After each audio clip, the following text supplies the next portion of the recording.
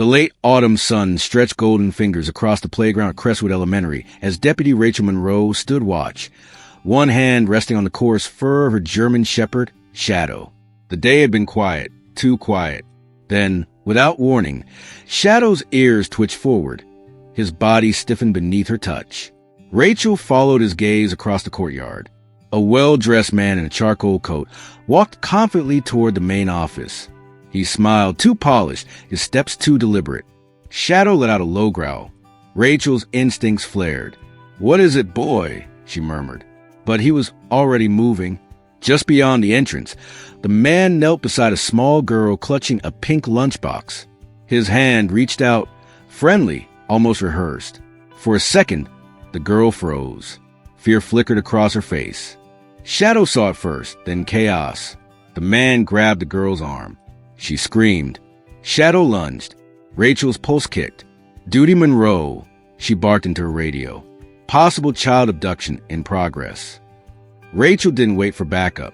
She sprinted across the playground, her boots pounding the pavement as Shadow streaked ahead, like a bullet fired from instinct. Parents turned in confusion, some stepping back, others pulling their children closer. The man yanked the girl, Luna Thompson, 7 years old, toward the parking lot. Her pink lunchbox hit the ground with a hollow thud. "Stop!" Rachel shouted, drawing her weapon. "Let her go." But the man didn't even glance her way. He shoved Luna into the back seat of a silver sedan, the engine already running. Shadow lunged just as the door slammed shut, his powerful jaws catching the man's sleeve through the narrowing gap. Fabric tore. The man grunted, twisted free, and threw himself behind the wheel. Rachel fired once, twice, but the car peeled out, screeching down the drive. She couldn't risk hitting Luna or Shadow. "Unit 11, she barked into her radio, breathless. "Child abduction in progress. Silver sedan, heading west from Crestwood Elementary. License partial, Charlie 9. Shadow's on pursuit." Shadow had leapt back, pacing beside Rachel as she dashed for her cruiser. He jumped into the passenger seat, nose pressed to the window. As Rachel tore after the vehicle, sirens howling, she saw something small fluttering on the pavement behind her, a folded piece of paper that had fallen from Luna's pocket. She didn't have time to stop. Not yet. They had maybe an hour, maybe less. And if the man behind the wheel was who Rachel feared he was, Luna wasn't the first child. She wouldn't be the last. It wasn't the first time Rachel had chased a ghost. She was 13 when her younger brother Jason vanished after soccer practice. The sky had looked like this. Soft clouds tinged orange by the setting sun. The same sirens had howled. The same promises had been made. "We're doing everything we can," the detective said. But Jason never came home. 3 weeks later, all they found were his cleats by the riverbank. Rachel remembered standing at the graveside, her hand clutching the small shoelace they'd given back to her. That day, she made a silent vow. She would never let another child become a footnote in someone else's tragedy. She didn't choose to work with K9, not at first. But Shadow changed that.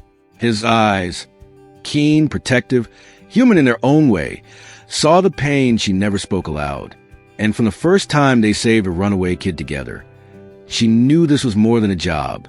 This was penance and purpose. Before she was a target, Luna Thompson was a bright light of room 2B. 7 years old with oversized glasses and a love for origami. She spent most lunch breaks folding cranes from napkins or scrap paper. Every Tuesday, when the sheriff's unit passed by the school, she'd save a corner of her sandwich for Shadow. He always waited patiently by the gate, tail wagging as she reached into her lunchbox. Deputy Rachel Monroe used to smile, leaning down to chat with Luna, while Shadow soaked in the attention. They talked about homework, dreams, and the new stars Luna was learning to name. What Rachel didn't know, what no one at the school knew, was that Luna's mother, Grace Thompson, was battling stage for lymphoma. Nor did they know that Luna's father, Eric Thompson, a local firefighter, had died in the line of duty 3 years earlier, trapped inside a collapsing building during a rescue. Shadow remembered him. He'd been Eric's K9 partner before reassignment. He knew the scent. He remembered the little girl who used to curl up beside him during thunderstorms when her father worked overnight shifts. Now, as Rachel pieced the story together, everything felt personal. Luna wasn't just a missing child. She was a daughter a man Shadow had trusted, and the memory of that trust still lingered in the dog's eyes that had seen too much but never forgot the people who mattered. Rachel gripped the steering wheel tighter as they sped toward the highway. Shadow leaned closer to the window, nose twitching. They had to find her, not just because it was her job, but because this time the loss would mean breaking the bond between two souls who had already endured too much. His name on the sign-in sheet was Michael Riek. He wore a charcoal suit, clean-shaven, with a leather briefcase and a calm, clipped smile of someone who practiced every word in front of a mirror. "I'm Luna's uncle," he told the receptionist at Crestwood Elementary. Her mother had an emergency oncology appointment. "I'm here to pick her up." He handed over a perfectly laminated ID. His voice was calm, rehearsed. The receptionist hesitated, her eyes scanning the school database. "You're not listed as a guardian." Michael's smile never wavered. "She probably forgot to update it. Grace has been overwhelmed lately. I'm sure you understand." Outside, Rachel Monroe watched through the glass doors. Shadow stood alert at her side, muscles coiled. The man's posture was wrong, too controlled. His eyes flicked toward the exits more than the classroom hallway. Rachel keyed her mic, Unit 11 to dispatch. "Run a background check on a Michael Reddick. Claims to be a relative picking up Luna Thompson. Something's off." Inside, Luna hesitated when she saw the man. "Mom didn't say anything about you." "I'm your Uncle Mike, remember?" he said, extending a hand. Shadow's growl deepened. Rachel's instinct snapped into high gear. Then her radio crackled. "Negative match. No guardian named Riek. Grace Thompson confirms no appointment. And Luna has no uncle." Rachel moved. Step away from the child. But it was already too late. Riek seized Luna, dragging her toward the doors. The receptionist screamed. Shadow launched. A flash of silver, something small in the man's hand. Not a gun, a remote detonator. "Back off," Riek snarled. "Take one more step, and I fill this place with smoke. You'll never find us in time." Smoke billowed across the school lobby as the canisters deployed, gray clouds swallowing everything in seconds. The fire alarm blared. Children screamed in distant classrooms. Rachel pressed forward, blind and coughing. Shadow guiding her through the haze like a compass made of muscle and instinct. Outside, she caught a glimpse. Riek dragging Luna toward a silver SUV parked half on the curb. Shadow lunged. His jaws found fabric. Riek cried out, but managed to shove Luna inside and slammed the door shut.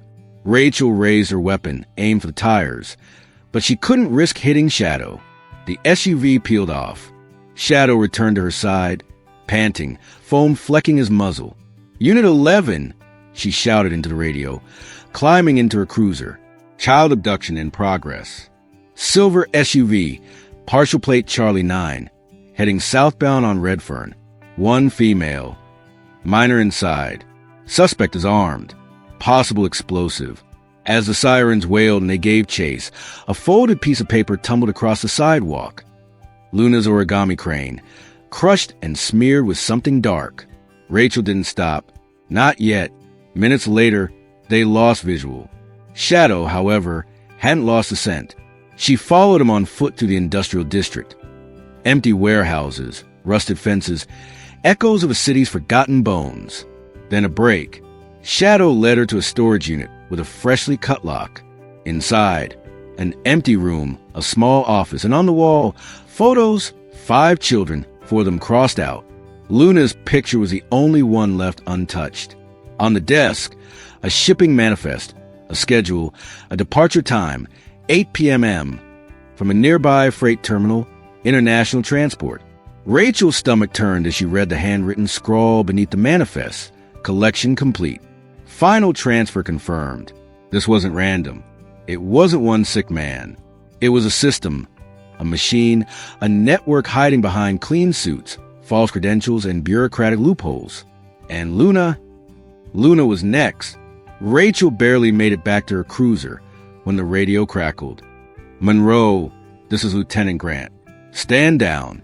FBI is taking over. You're too close to this one. Her pulse skipped. Lieutenant Marshal Grant, her commanding officer. Smooth talker, tactical mind, but he'd always carried her at arm's length. Now his voice carried something else, authority layered with urgency. And something darker. Shadow shifted beside her, tail stiff, ears raised. Her phone buzzed. Confidential. LT Marshal Grant under investigation. Possible internal leak. Do not engage. The words hit like a sucker punch. Rachel's fingers found the grip of her sidearm. Her eyes darted to the rear-view mirror just in time to see a second patrol car pulling into the lot. Grant stepped out, calm, confident, wearing the same badge, the same uniform she'd once sworn to trust. You look tired, Deputy, he called out. Why don't we talk? Rachel climbed out slowly, keeping one hand on her holster. What's this about? Grant took a few steps closer. His voice dropped. You found something in that storage unit. Something that doesn't belong to you. You mean the photos of 5 missing kids? Rachel shot back. The map? The schedule? He tilted his head. That schedule was never meant for your eyes. You're in on this? She whispered. How many, Grant? How many kids? He didn't blink. You think I keep count? Shadow let out a low growl. Grant sighed. I'm giving you one chance. Hand over the flash drive. Walk away. And if I don't? He glanced at his watch. There's a van half a mile from here. One call, and you disappear. No badge, no grave, just gone. Rachel stared at him. This man who once pinned her promotion ribbon. You worked beside me for 6 years, she said. And you never asked the right questions, he replied. She stepped back. Shadow, standard, she ordered. The German shepherd tensed, growl rising. You shoot me, Grant said, and 10 more take my place. You leak that data, and you're dead by morning. Shadow leapt from the car without a sound. In a heartbeat, he was between them, growling deep and low. Rachel raised her weapon. Step away, she said. Grant hesitated, then lunged. A shot rang out. Shadow moved as if on instinct, intercepting Grant mid-stride, knocking him hard to the ground. Rachel pressed her knee to his back, cuffing him as he spat curses. You have no idea what you started, he hissed. I know exactly what I'm finishing, Rachel said. Rachel sat on the curb, head down, elbows on her knees, while Shadow rested silently at her feet. Grant was in custody, but the damage he'd hinted at, the rot inside the department, the reach of the network, lingered like smoke in Rachel's lungs. A soft knock on her car window pulled her back. It was Detective Simone Reyes from Internal Affairs. She handed over a manila folder, her eyes weary. You need to see this. Inside were medical records, court files, custody papers. Rachel flipped through them, her breath catching. Luna Thompson wasn't Grace Thompson's biological daughter. She'd been born Luna Jennings, the child of Eric Jennings, a firefighter, and his first wife, who died during childbirth. Grace was listed as stepmother, but never legally adopted Luna. Rachel closed the folder, her throat tight. She'd seen how Grace held Luna after the fire at their last safe house, how Luna clung to her in hospital hallways, how they spoke in quiet, instinctive rhythms that only a true parent and child could know. Biology didn't matter. Love did. She looked up to see Luna standing a few feet away, hair mussed, arms folded. Is it true? The girl asked, voice barely above a whisper. I heard them say she's not my real mom. Rachel stood slowly, meeting her eyes. Real isn't always blood, she said softly. Real is who stays when it's hard, who gets up at 2 a.m. when you have nightmares, who braids your hair and knows your favorite dinosaur. Luna blinked, eyes brimming. Mom does all that. Then she's your real mom, Rachel whispered. The girl nodded once. Fiercely, Rachel placed a hand on her shoulder. But there's something else, she added. The man who took you, Radiq, he's your biological uncle. He thinks you belong with him because your mom never adopted you legally. I don't want him, Luna said firmly. I want Grace. Shadow stepped forward, nudging her hand with his snout. Rachel smiled to the heaviness in her chest. Then we'll make sure no one ever takes you from her again. It started with a memory. Luna, curled up in Shadow's fur, had whispered something while half asleep at the safe house. Daddy's treasure box. The one with the gold key. Karen Grace had blinked at those words, then remembered. Eric had always worn a thin gold key on a chain alongside his old military dog tags. She never asked about it. After the fire that took his life, neither the tags nor the chain were among the recovered belongings. Now, standing in front of Merchant's First National Bank, Rachel held her breath. Grace had finally found a backup, key hidden deep in an old lockbox of Eric's tools. Rachel had parked blocks away, taking a civilian route in, no uniform, no radio. She couldn't risk being traced. Not after the last threat. Inside, the vault was cold, silent. A bank officer escorted her to box 447. Her hands trembled as she turned the key. Inside, a thick envelope, a flash drive, and something heartbreakingly human, a crumpled child's drawing. 3 figures, smiling stick people, labeled Daddy, Mommy Me, with a dog at their feet. Shadow. Rachel took a steadying breath and opened the envelope.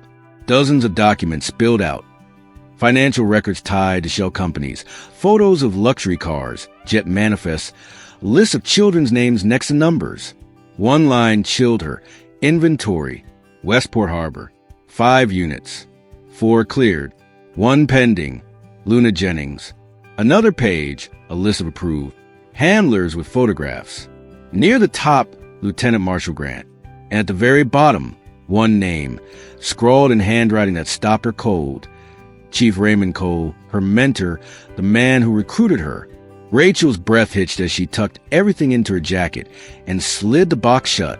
She didn't hear the soft click of a phone camera nearby, but her phone vibrated seconds later. A message, no name, no number. We know you shouldn't have opened it. Outside, black SUVs began circling the block. Rachel didn't sleep that night. She sat in the quiet hospital room, the low hum of machines matching her heartbeat, while Luna curled against her mother, no longer just a guardian, but the only person who had ever truly felt like home. Shadow lay at the door, his breath steady, ears perked, ever vigilant. A silent guardian watching over his family. The worst was over. For now, the flash drive was in the right hands. Some names had been arrested. Some had fled. The system was still broken. But for Luna and Grace, there was finally a pause in the chaos. Luna stirred. "She's really my mom," she whispered, eyes still closed. Rachel looked over. "Of course she is. She always knew when I was scared. She made peanut butter toast like Dad did. She sang off-key and held my hand when I had bad dreams. She stayed up all night when I was sick. And she never missed a single school play. That's what real moms do, right?" Rachel nodded, throat tight. That's exactly what real moms do. The bond between them was never in question. Not to Luna. Not now. Grace was still fighting her illness. But there was fight left in her. More than anyone expected. And Rachel, she understood now, you didn't have to wear a badge to protect someone. You just had to show up again and again. Because sometimes the shield we carry isn't made of Kevlar. It's made of compassion, of choices, of never letting go. This story reminds us, love isn't always born in blood. Sometimes it's born in battle.